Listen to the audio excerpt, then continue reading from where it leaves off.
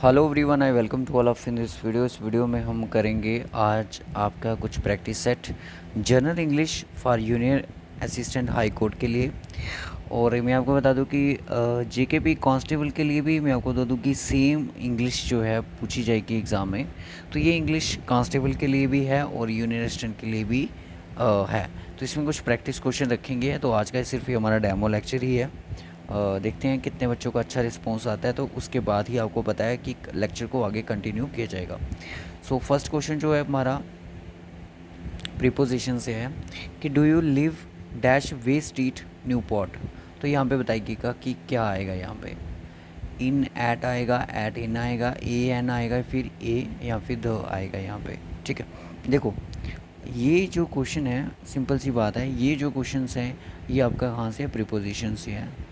सो preposition क्या बताता है कि किस चीज़ की पोजीशन के बारे में हमें बताएगा।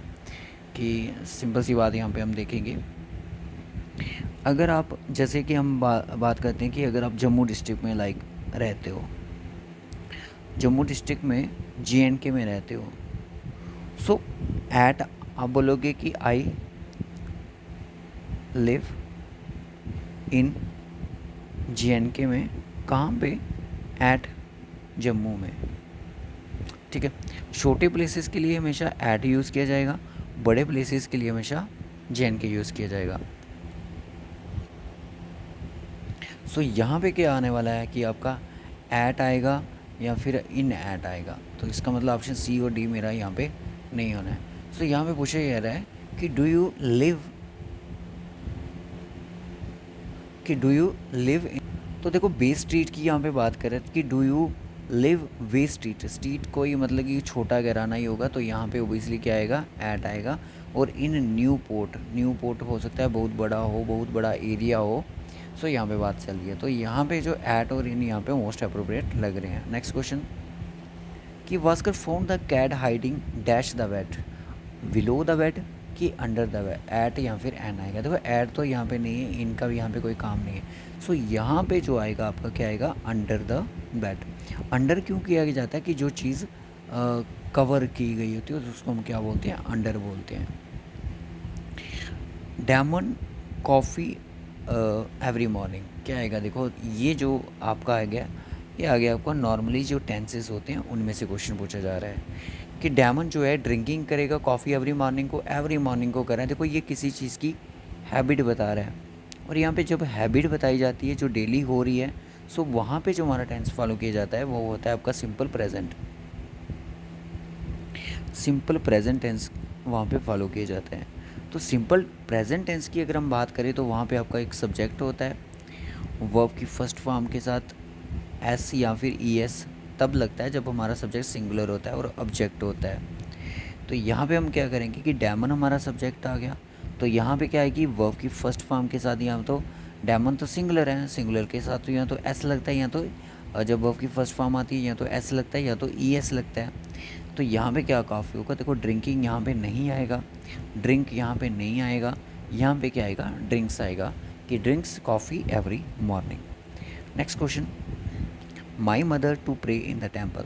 माई mother to pray in the temple. देखो यहाँ पे जो टेंस है वो भी आपको कौन सा है, सिंपल प्रेजेंट है। तो सिंपल प्रेजेंट का मैंने आपको रूल बताया कि सब्जेक्ट वर्ब की फर्स्ट फॉर्म के साथ ES कब लगेगा, जब सब्जेक्ट आपका सिंगुलर होगा और आपका ऑब्जेक्ट होगा। ऑब्जेक्ट यहाँ पे क्या है, टेम्पल है।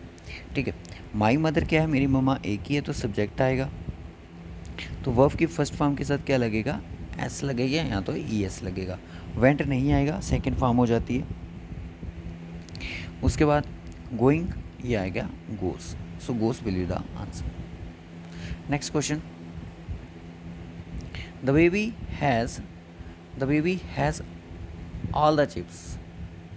द बेबी हैज़, देखो हैज़ की बात या फिर मैं बात करूँ हैव की या तो फिर मैं हैड की बात करूँ, ये आते हैं परफेक्ट के केसेस में। किस में आते हैं, परफेक्ट केस। परफेक्ट के केसेस में यहाँ पे हैज़ है तो ये आपका प्रेजेंट परफेक्ट टेंस है। प्रेजेंट परफेक्ट टेंस में क्या होता है कि सब्जेक्ट होता है और आपका हैज़ होगा या फिर हैव होगा, उसके साथ क्या लगता है, वर्ब की थर्ड फॉर्म लगती है और उसके बाद आपका ऑब्जेक्ट वगैरह जो भी है, तो वर्ब की थर्ड फॉर्म लगेगी।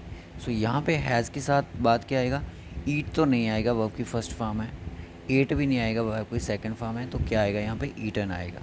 सो ईटिंग वर्ब फर्स्ट की फॉर्म के साथ आईएनजी लग रहा है।